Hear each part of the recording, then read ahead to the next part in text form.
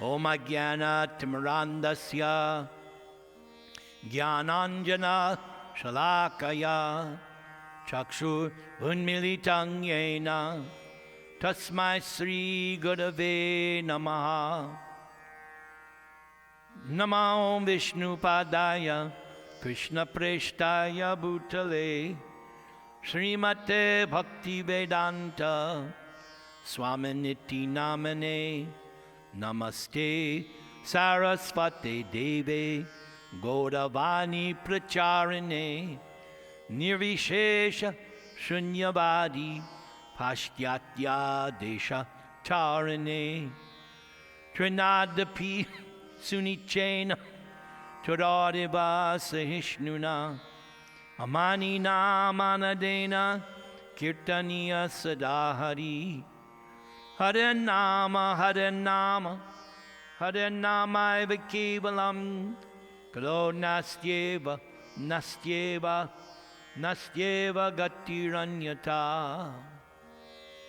Shri Krishna Chaitanya Prabhu Nityananda Sri Advaita Gadadhara Srivasadi Gaur Bhakta Vrinda Hare Krishna Krishna Krishna Hare Hare Hare Rama Rama Rama Hare Hare. Om Namo Bhagavate Vasudevaya. Om Namo Bhagavate Vasudevaya. Om Namo Bhagavate Vasudevaya. Om Namo Bhagavate Vasudevaya. Today we're going to have 7 episodes. First episode, Mother Yashoda binds Lord Krishna. Once upon a time, seeing that her maidservant was engaged in different household duties, Mother Yashoda personally took charge of churning the butter, and while she churned the butter, she sang the childhood pastimes of Krishna and enjoyed thinking of her son. The end of her sari was tightly wrapped while she churned, and on account of her intense love for Krishna, milk automatically dripped from her breasts, which moved as she labored very hard, churning with 2 hands. The bangles and bracelets on her hands tinkled as they touched each other, and her earrings and breast shook. There were drops of perspiration on her face, and the flower garland which was on her head scattered here and there. And before this picturesque sight, Lord Krishna appeared as a child. Krishna was feeling hungry, and so to increase his mother's love, Krishna wanted her to stop churning. Krishna indicated that her first business was to let Krishna suck her breast, and then she could churn butter later.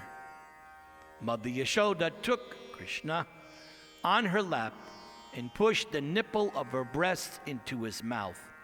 And while Krishna was sucking the milk, Yashoda was smiling, enjoying the beauty of her child's face.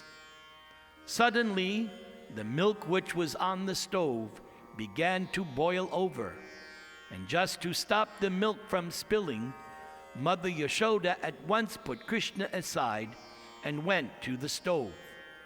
Left in that state by Mother Yashoda, Krishna became very angry, and his lips and eyes became red in rage.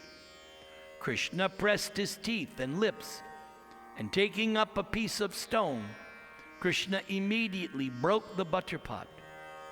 Krishna then took butter out of it, and with false tears in his eyes, began to eat the butter in a secluded place. In the meantime, Mother Yashoda returned to the churning place after setting the overflowing milk pan in order. Yashoda saw the broken pot in which the churning yogurt had been kept. Since Yashoda could not find her son, she concluded that the broken pot was Krishna's work. Yashoda smiled as she thought, "Oh, this child is very clever, for after breaking the pot, Krishna has left this place fearing punishment." After she sought all over, Yashoda found Krishna sitting on a big wooden grinding mortar which was kept upside down. Krishna was taking butter from a pot which was hanging from the ceiling on a swing, and he was feeding it to the monkeys. Yashoda saw Krishna looking this way and that way in fear, but Krishna was conscious of his naughty behavior. After seeing Krishna so engaged, Yashoda very silently approached Krishna from behind. Krishna, however, saw Yashoda coming towards him with a stick in her hand, and Krishna immediately got down from the grinding mortar and began to flee in fear.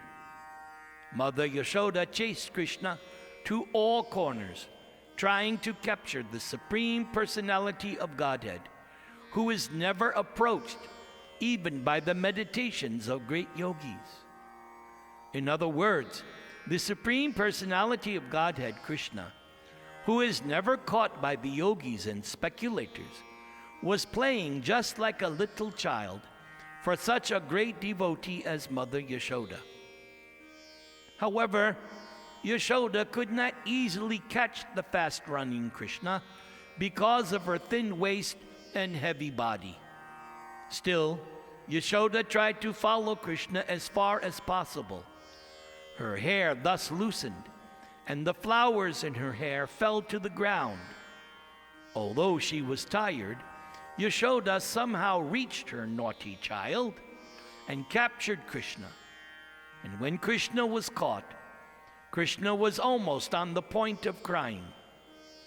Krishna smeared his hands over his eyes, which had been anointed with black eye cosmetics. Krishna saw his mother's face while she stood over him, and Krishna's eyes became restless from fear. Mother Yashoda could understand that Krishna was unnecessarily afraid, and for his benefit, Yashoda wanted to allay his fears. Being the topmost well-wisher of her child, Mother Yashoda thought, "If the child is too fearful of me, I don't know what will happen to him in the future." Mother Yashoda then threw away her stick, but in order to punish Krishna, Yashoda thought to bind Krishna's hands with some ropes. Yashoda did not know it, but it was actually impossible for her to bind the Supreme Personality of Godhead. Mother Yashoda was thinking that Krishna was her tiny child. She did not know that Krishna had no limitation. There is no inside or outside of Krishna, nor is there a beginning or end of Krishna. For Krishna is unlimited and all-pervading. Indeed, Krishna is himself, the whole cosmic manifestation. Still, Mother Yashoda was thinking of Krishna as her child. Although Krishna is beyond the reach of all the senses, Yashoda endeavored to bind Krishna to a wooden grinding mortar. But when Yashoda tried to bind Krishna, Yashoda found that the rope she was using was too short by 2 inches. Yashoda gathered more ropes from the house and added to it, but still Yashoda found the same shortage. In this way, Yashoda connected all the ropes available at home, but when the final knot was added, Yashoda saw that it was still 2 inches too short. Mother Yashoda was smiling, and she was astonished. How was this happening? In thus attempting to bind her son, Yashoda became tired. Yashoda was perspiring, and the garland on her head fell down. Then Lord Krishna appreciated the hard labor of his mother, and being compassionate upon her, Krishna agreed to be bound up by the ropes. Playing as a human child in the house of Mother Yashoda, Krishna was performing his own selected pastimes. Of course, no one can control the Supreme Personality of Godhead. The pure devotee surrenders unto the lotus feet of the Lord, who might either protect or vanquish the devotee. But for his or her own part, the devotee never forgets one's own position of surrender. Similarly, the Lord also feels transcendental pleasure by submitting himself to the protection of the devotee. This was now exemplified by Krishna's surrender unto his mother. Krishna is the supreme bestower of all kinds of liberation to his devotees, but the benediction which was bestowed upon Mother Yashoda was never experienced even by Lord Brahma or Lord Shiva or the goddess of fortune. The Supreme Personality of Godhead, who is known as the son of Yashoda and Nanda Maharaj, is never so completely known to the yogis and speculators, but Krishna is easily available to his devotees. Nor is Krishna appreciated as the supreme reservoir of pleasure by the yogis and speculators. After binding Krishna, Yashoda engaged herself in household affairs. At that time, bound up to the wooden mortar, Krishna could see a pair of trees before him, which were known as Arjuna trees. The great reservoir of pleasure Lord Sri Krishna thus thought to himself.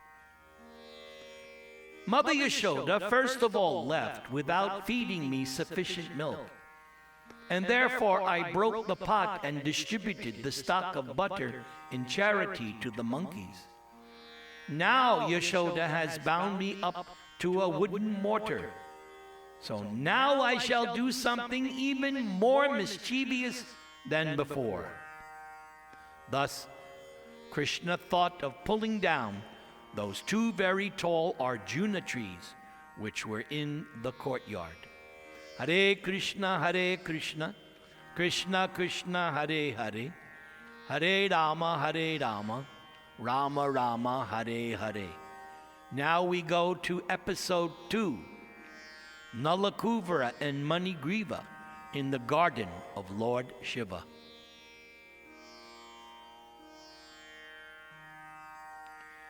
There is a history behind the pair of these Arjuna trees, for in their previous lives, these trees were born as the human sons of Kuvera, and their names were Nalakuvara and Manigriva. In their previous lives, they were cursed by the great sage Narada in order to receive the highest benediction of seeing Lord Krishna face to face. This benediction, or you could say curse, was bestowed upon them because of their forgetfulness due to intoxication. The two great demigods, Nalakuvara and Manigriva, were sons of the treasurer of the demigods Kuvera, who was a great devotee of Lord Shiva. And by the grace of Lord Shiva, Kuvera's material opulences had no limit. As a rich man's sons often become addicted to wine and women, so these two sons of Kuvera were also addicted to wine and sex. Once, these two demigods, desiring to enjoy, entered the garden of Lord Shiva in the province of Kailas on the bank of the Mandakini Ganges. There they drank much liquor and engaged in hearing the sweet singing of beautiful women who accompanied them in that garden of fragrant flowers. In an intoxicated condition, they both entered the water of the Mandakini Ganges, which was full with lotus flowers, And there they began to enjoy the company of the young girls, exactly as the male elephant enjoys the female elephants within the water. And while they were thus enjoying themselves in the water, all of a sudden Narada, the great sage, happened to pass by that way. Narada could understand that the demigods Nalakuvara and Manigriva were too much intoxicated and could not even see that he was passing by. However, the young girls were not so much intoxicated as the demigods, and they at once became ashamed at being naked before the great sage Narada. They began to cover themselves with all haste. But the two demigod sons of Kuvera were so much intoxicated that they could not even appreciate the presence of the sage Narada, and so they did not cover their bodies. Upon seeing the two demigods now so degraded by intoxication, Narada desired their welfare, and therefore Narada exhibited his causeless mercy by both cursing and blessing them. Because the great sage Narada was compassionate upon them, Narada wanted to finish their false enjoyment of intoxication and the association with young girls, and he wanted Nalakuvara and Manigriva to see Lord Krishna face to face. Hare Krishna, Krishna Krishna, Hare Hare, Hare Rama, Rama Rama, Hare Hare. Now part 3. Nalakuvara and Manigriva cursed by Narada. Narada reasoned that the attraction for material enjoyment is due to the increase of the mode of passion. A person in the material world, when favored by material opulence of riches, generally becomes addicted to 3 things: intoxication, sex, and gambling. Materially opulent men, being puffed up with the accumulation of wealth, also become so merciless that they indulge in killing animals by opening slaughterhouses. And they are so foolish that they think that themselves will never die. Such foolish persons, forgetting the laws of nature, become overly infatuated with the body. They forget that the material body, even though very much advanced in civilization, up to the position of the demigods, will finally turn into ashes or stool. And while one is living, whatever the external condition of the body may be, within there is only stool, urine, and various kinds of worms. Thus, being engaged in jealousy and violence to other bodies, materialists cannot understand the ultimate goal of life. And without knowing this ultimate goal of life, they generally glide down to a hellish condition in their next life. Such foolish persons commit all kinds of sinful activities on account of this temporary body, and they are even unable to consider whether this body actually belongs to them.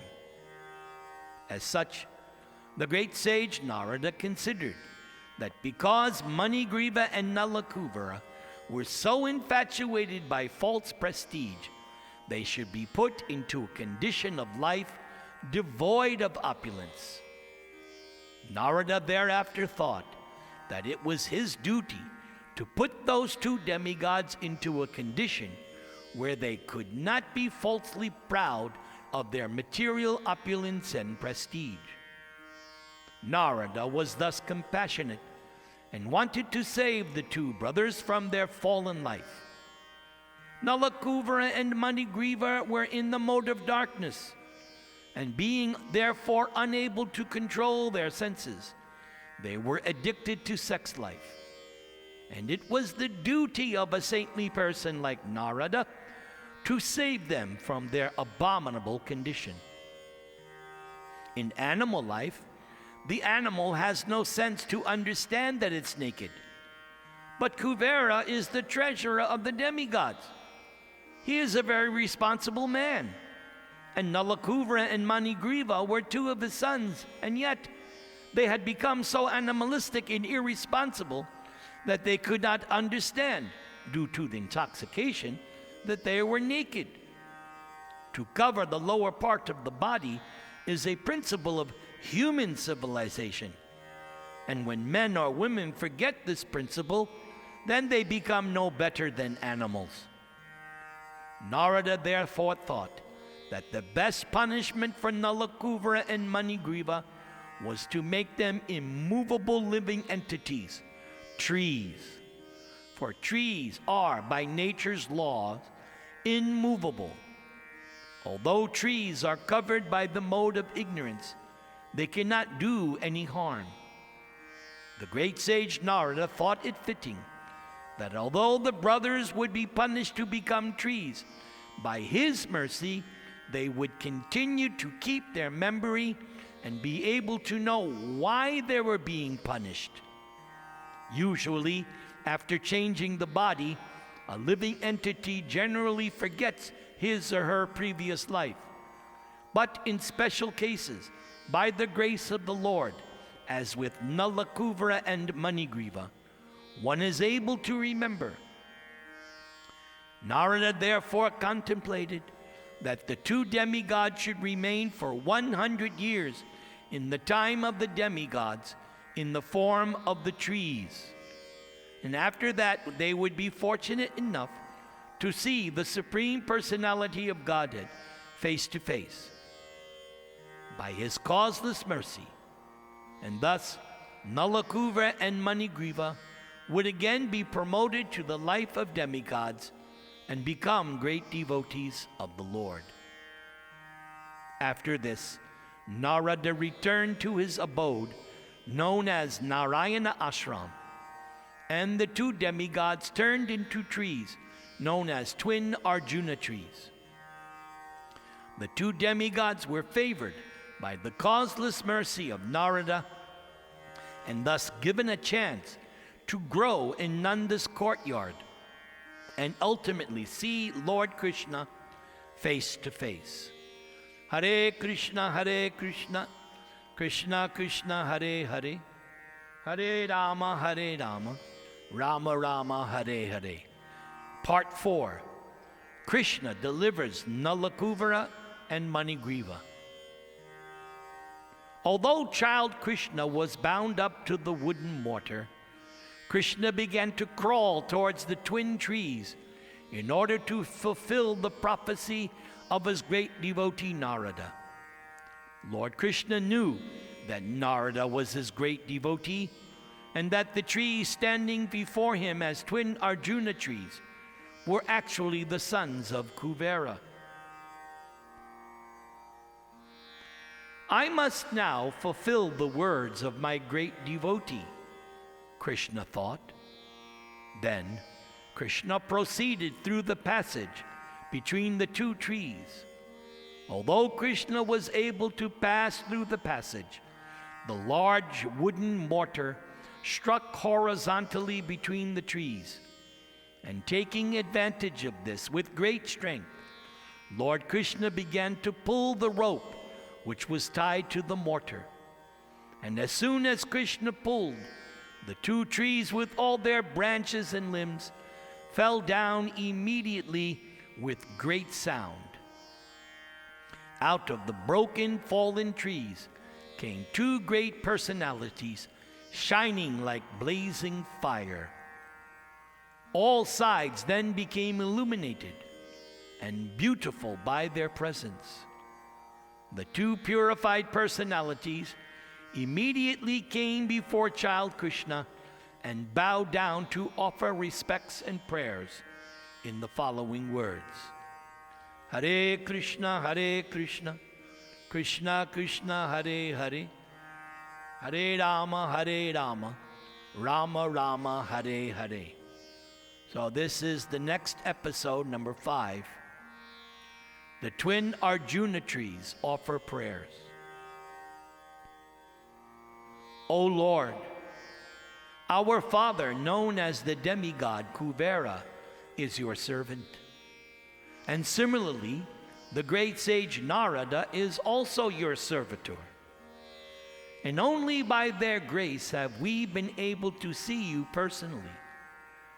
We therefore pray that we may always be engaged in your transcendental loving service by speaking only about your glories, hearing about your transcendental activities.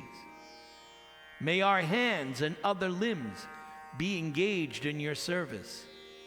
May our minds always be concentrated at your lotus feet. And may our heads always bow down before the all-pervading universal form of your Lordship. Hare Krishna, Krishna Krishna, Hare Hare, Hare Rama, Rama Rama, Hare Hare. Part number 6, Krishna blesses Nalakuvara and Manigriva. So when the demigods Nalakuvara and Manigriva finished their prayers, child Krishna, the master and proprietor of Gokula, who was bound to the wooden grinding mortar by the ropes of Yashoda, smiled and said, "It was already known to me that my great devotee Narada Muni had shown his causeless mercy by saving you from the abominable condition of pride due to possessing extraordinary beauty and opulence in the family of demigods.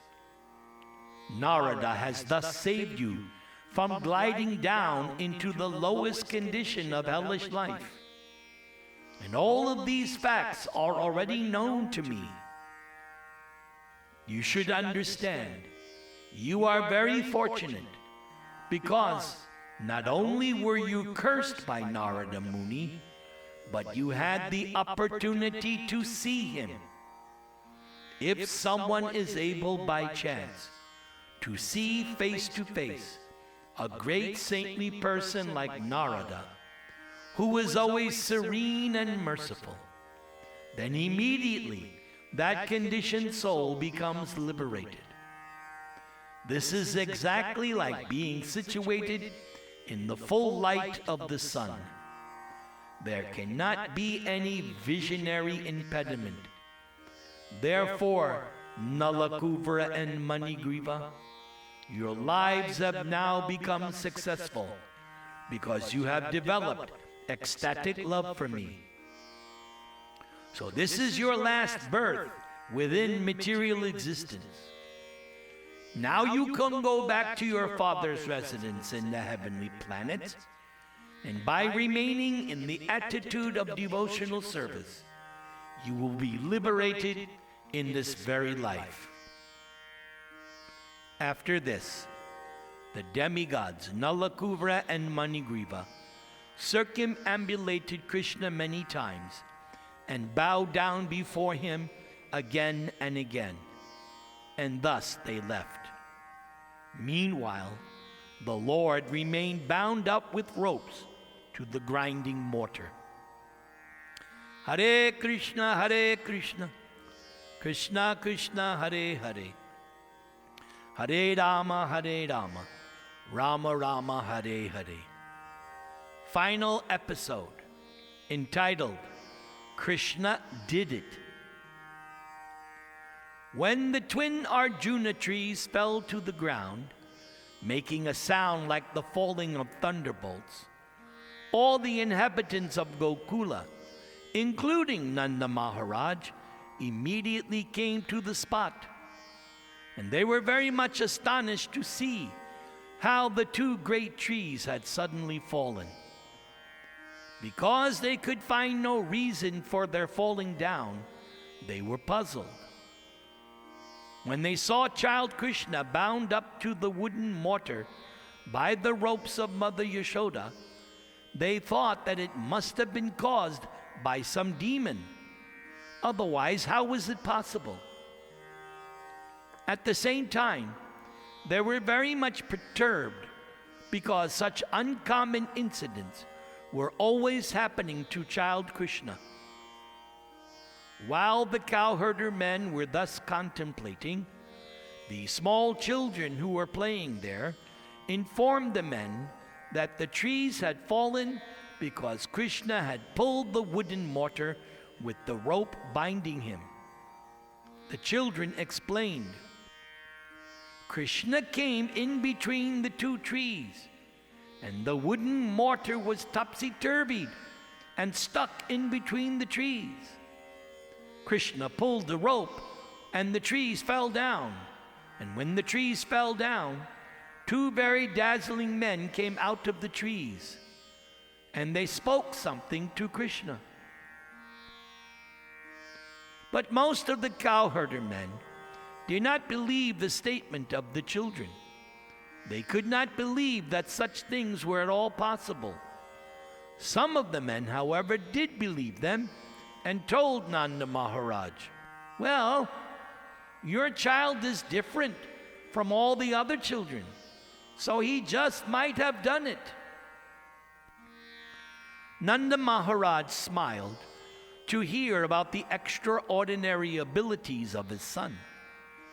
He came forward and untied the knot just to free his wonderful child. After being freed by Nanda Maharaj, Krishna was taken onto the laps of the elder gopis. They took him away to the courtyard of the house and began to clap, praising his wonderful activities. Krishna danced along with their clapping, just like an ordinary child. The Supreme Lord Krishna, being completely controlled by the gopis, sang and danced just like a puppet in their hands. So now, that's the episodes that we are going to hear tonight. But I would like to go over a little more carefully what Krishna told Nalakuvara and Manigriva. Because whatever Krishna speaks, there is instruction for everyone. So the first thing that Krishna said to Nalakuvara and Manigriva was that he already knew everything. And how is that possible? Well, we learned in Bhagavad Gita, several times we learned in Bhagavad Gita, that Krishna is in the heart of everyone. Krishna is not only in the heart of the human beings, he's also in the heart of the demigods also. Anyone with a material body, Krishna is in the heart. And that also includes all the other lower species of life. Wherever there's a material body, Krishna dwells inside the heart. So Krishna already knew everything. The next point Krishna makes is that Krishna does not take any credit. He gives all the credit to Narada Muni. He praises Narada Muni so much. And when we were reading what Krishna says here, that if someone is able by chance to see face to face a great saintly person like Narada, then immediately that conditioned soul becomes liberated. This is exactly like being situated in the full light of the sun. There cannot be any visionary impediment. So for me, I had that experience when I saw Srila Prabhupada in person for the first time. When I saw Prabhupada, he was glowing with great effulgence. And I was thinking at the time, after seeing Prabhupada for the first time, when I bowed down to offer obeisances, in my heart I was thinking, now I have found the modern Jesus. All my life I had read and heard about Jesus. And when I saw Prabhupada, then I said, yes, I have found the modern Jesus. Then the next thing Krishna says, your lives have now become successful because you have developed ecstatic love for me. So this is the whole purpose of studying this Krishna-lila. There is a goal. We read about goal earlier in one of the episodes, that if you don't have a goal of life, then you are more or less an animal. The goal of life is stated here, to develop ecstatic love for Krishna. So this is why we study this Krishna-lila. We want to come to the point of developing ecstatic love for Krishna, and that only can evolve is by hearing about Krishna's wonderful pastimes and chanting Krishna's names. Hare Krishna, Krishna Krishna, Hare Hare, Hare Rama, Rama Rama, Hare Hare. And then Krishna says, this is your last birth within material existence. So that is also mentioned in Bhagavad Gita. We learned, Krishna said in chapter 4, that Janma karma chame divyam evang yoveti tatvata jaktva dehang punar janma naiti mameti sorajuna. Krishna says in chapter 4 that if one can understand in truth, scientifically, the nature of Krishna's birth and activities. That's why we're studying this Krishna-lila. The episodes began weeks ago with Krishna's appearance. And if you stay with this weekly program, we will go through the entire life of Krishna. We will even study the disappearance of Krishna, known as Maushala-lila. So we will study everything that is contained in the Srimad Bhagavatam. So Krishna says, if you understand my birth and activities scientifically, the word he used was tatvataha, in truth, naiti mameti, you will not come back to this material world. This whole COVID-19 pandemic should be teaching everyone one very valuable lesson. You don't want to come back again. Because if you have to take birth again, there's going to be an even worse pandemic. So hopefully this pandemic has taught everyone this valuable lesson. I want this to be my last birth in the material world. And Krishna has given the formula. You understand the transcendental nature. He used the word divyam. His birth and activities are divine. Divyam means divine or transcendental. If you can understand these pastimes, and we're going over them week after week, if you can understand them, you will have developed ecstatic love for Krishna, and you won't come back to take birth again. You will go to Krishna's abode. That is Krishna's guarantee in Bhagavad Gita. So we heard today about the Damodara Lila, which is a very, very special Lila. Because that Damodar Lila does not take place in Krishna's abode in the spiritual world. That Damodar Lila only takes place on earth. So it is a very special pastime.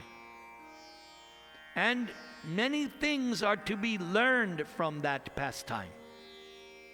One is, you cannot bind Krishna with anything other than love. Krishna is unlimited. Krishna is completely independent.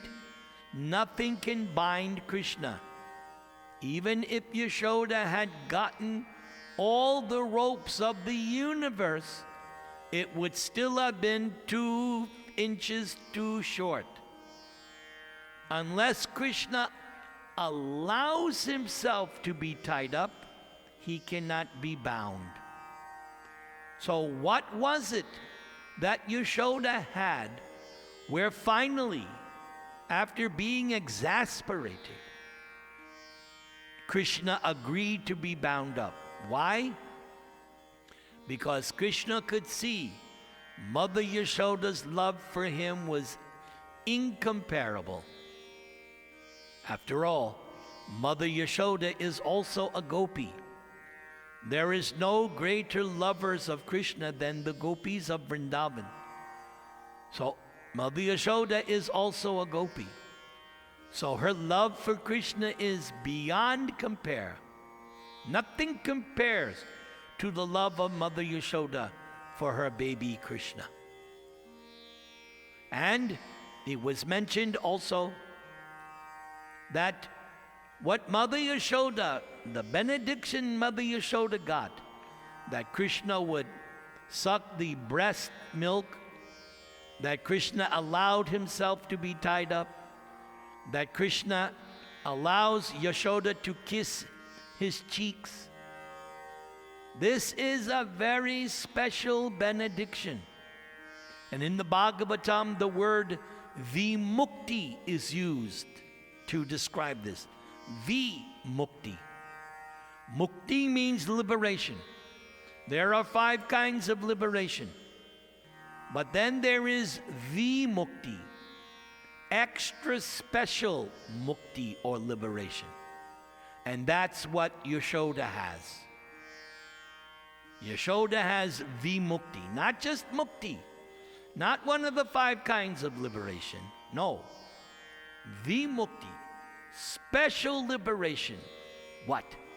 She can breastfeed Krishna, she can tie him up, she can chastise him, she can relate to him just like an ordinary mother and child. Unique, and nobody can become Yashoda. Don't even think about it.